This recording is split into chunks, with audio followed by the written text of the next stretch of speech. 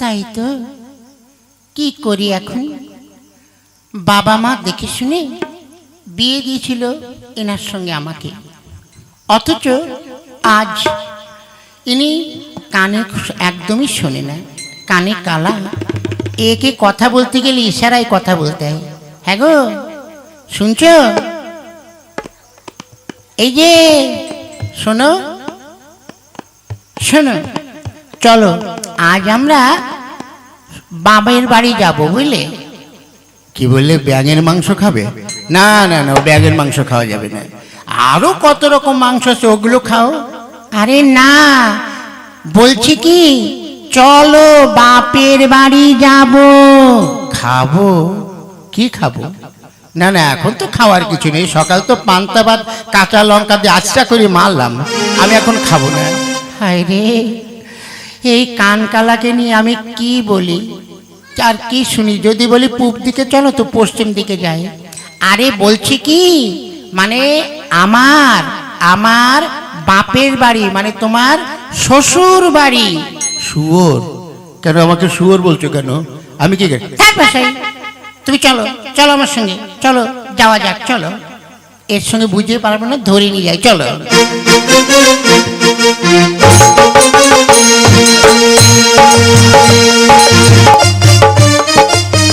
চলো তাড়াতাড়ি চলো, পা চালিয়ে চলো, যেতে হবে তো অনেকটা রাস্তা, চলো। চা? না না না, চা এখন খাবো না, তার কারণ এই তো এইমাত্র বাড়িতে খেলাম, আরে চা খাবো না। আরে চা নয়, চা নয়, ওই সামনের গ্রামে আমার বাপের বাড়ি, বুঝেছো? ওখানে চলো, বাপের বাড়ি যাব, চলো যাওয়া যাক। কি বললে, খাওয়া যাক? না না, খাবো না। চলো চলো আমার সাথে।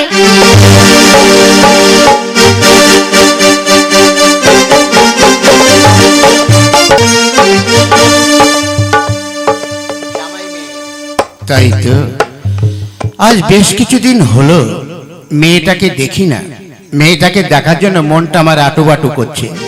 বাবা বাবা, আরে ঘাটু পোড়া নির্বংশের জামাই আজকে আবার এসেছে, হাড় মাস জ্বালিয়ে খেলো, মেয়েটারও জ্বালিয়ে খেলো, আমার খেলো। কিরে তোরা হঠাৎ?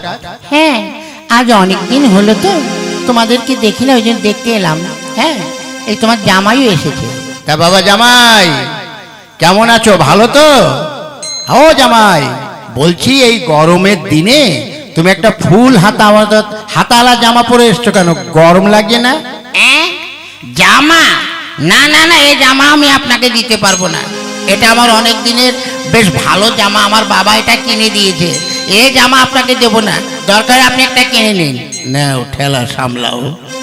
আমি কি বললাম আর ও কি উত্তর দিচ্ছে, হ্যাঁ রে মা, তুই একে নিয়ে ঘর করিস কি করে?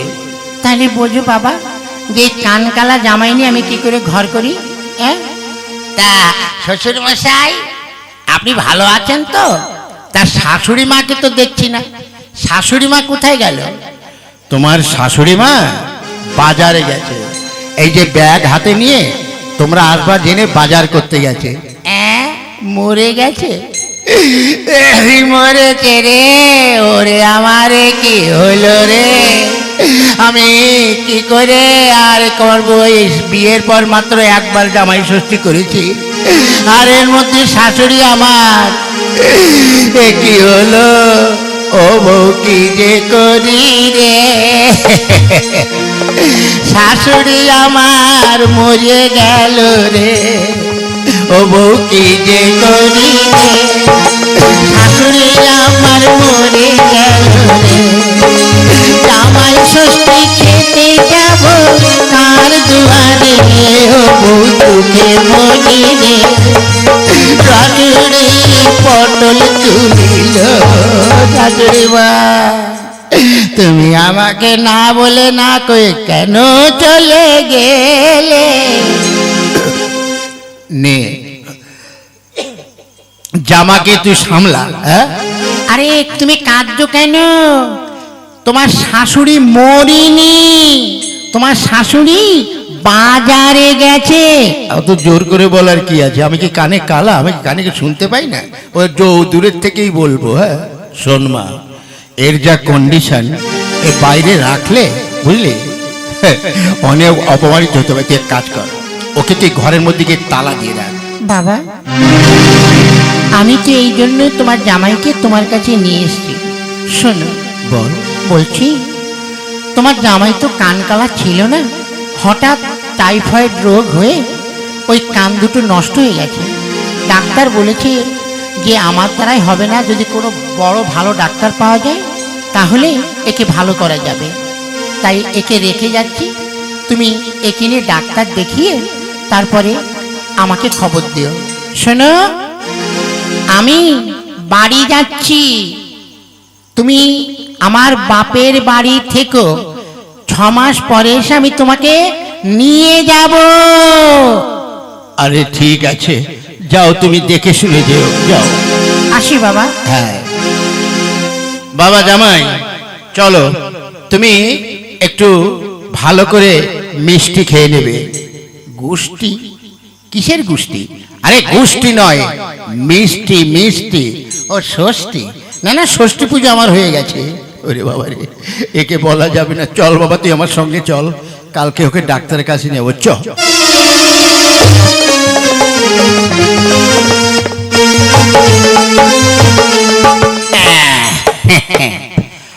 অনেক দিন নিম ডাল দিয়ে দাঁত মাজা হয় না, দাঁতনটা একটু ছোট হয়ে গেছে। ঠিক আছে, এখানে বসে বসে একটু দাঁত ঘষি।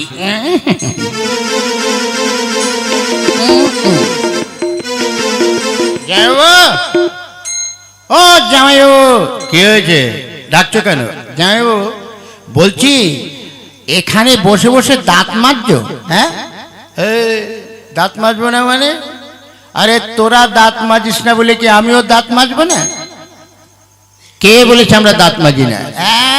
তুই মাজিস না, তোর বাবা মাজে না, তোর মা মাজে না, ও সব আমি জানি। হ্যাঁ জামাইবাবু, উল্টো পাল্টা কথা না বলে মা ডাকছে, মা বলছে তোমাদের চা খেতে, দাঁত মেজে চা খেয়ে তারপর তুমি বাড়ি যাবে।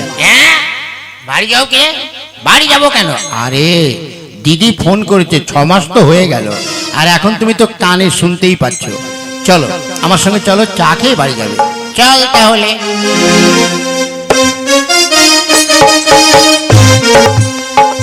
জামাই বাবু, ওই শালাটা আবার আসবে। কি ব্যাপার জামাই বাবু? তোমাকে তো চা জল খাবার খাওয়াই গেছে, এবার তুমি বাড়ি যাবে না? হ্যাঁ, বাড়ি যাও বললেই হলো। আমার কাছে কিছু পয়সা আছে যে আমি বাড়ি যাব? ও, তো এই কথা বলবে তো, দাঁড়া একটু অপেক্ষা করো, আমি আসছি।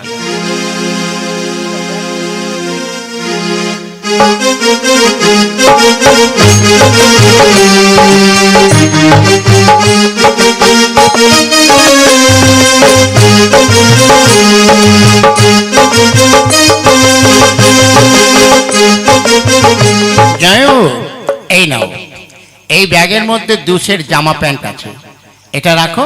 আর এই নাও, আমি তো বেকার মানুষ জানো, তোমাকে আমি 20,000 টাকা দিলাম, রাখো।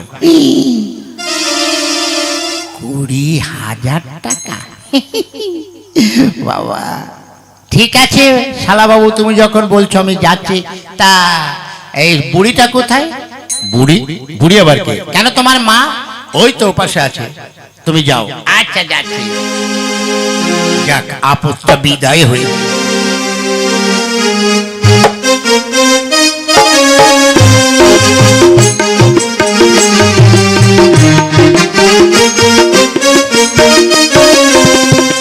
মা, মা।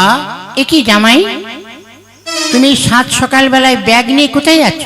মা, আমি বাড়িতে যাচ্ছি। শালাবাবু বলল ওর দিদি নাকি ফোন করেছে।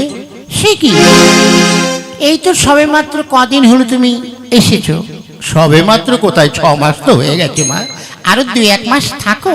না মা, আমার আর থাকা যাবে না, আমাকে বাড়িতে যেতেই হবে।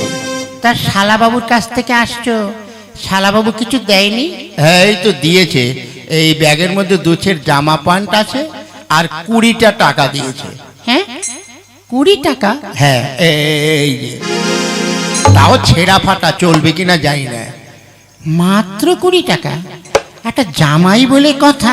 শোনো, তুমি চিন্তা করো না, তুমি তো আমার জামাই। শোনো, আমি তোমার শাশুড়ি, তোমার শাশুড়ি থাকতে কোনো চিন্তা করবে না। এই নাও ধরো, আমি তোমাকে 50,000 টাকা দিলাম। 50,000? ঠিক আছে শাশুড়ি মা, তাহলে আমি আসলাম। হ্যাঁ শোনো, এই টাকাটা দিয়ে তুমি আমার মেয়ের জন্য একটু ভালো শাড়ি, ভালো বাজার করে নিয়ে যাবে। আর এখন তো ধান কাটা চলছে, তোমার তো আবার অনেক জমিতে ধান আছে, ওই ধান কাটার কিছু টাকা খরচা করে রেখে দিও। ঠিক আছে মা, আমি আসি। হ্যাঁ এসো। দুর্গা দুর্গা।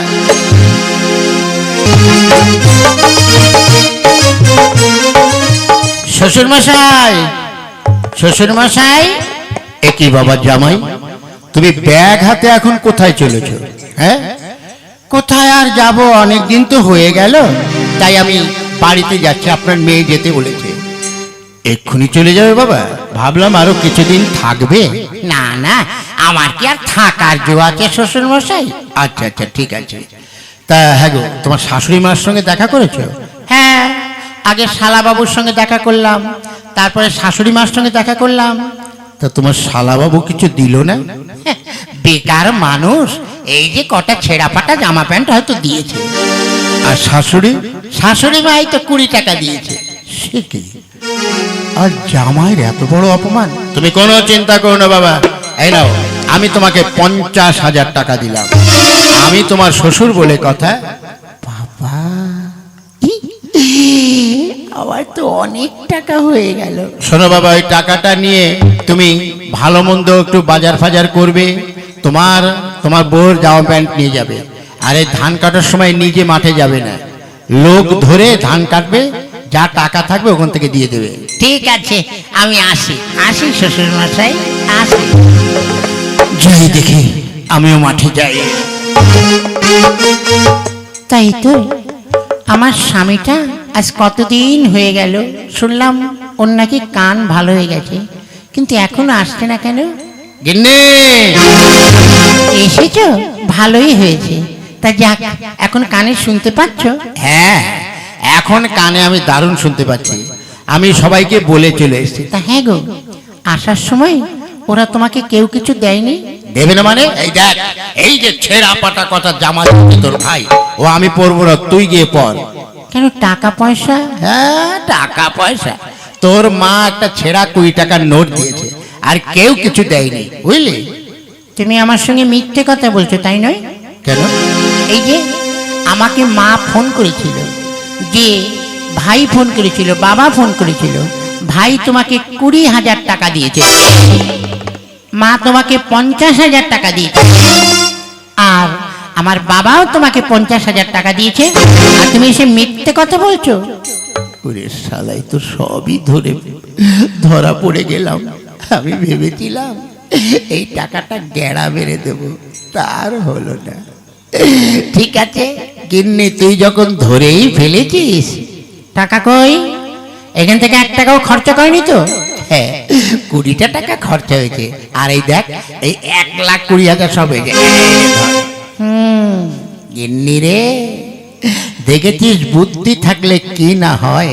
তোর বাবা মার দ্বারাই আমার কালা কানটাও ভালো করলাম, আর বুদ্ধির জোরে 1,20,000 টাকাও ইনকাম করলাম। তাই বলে কথায় বলে, বুদ্ধি থাকলে সবকিছুই হয়। বেশ তো, এবার আমরা এই টাকাটা দিয়ে একটা ভালো ধরনের ব্যবসা করব, আমাদের সুখে স্বচ্ছন্দে কাটবে। সেই ভালো। হ্যাঁ, চল গিন্নি, অনেক পথ হেঁটে এসেছি তো, এবার একটু বিশ্রাম করবো।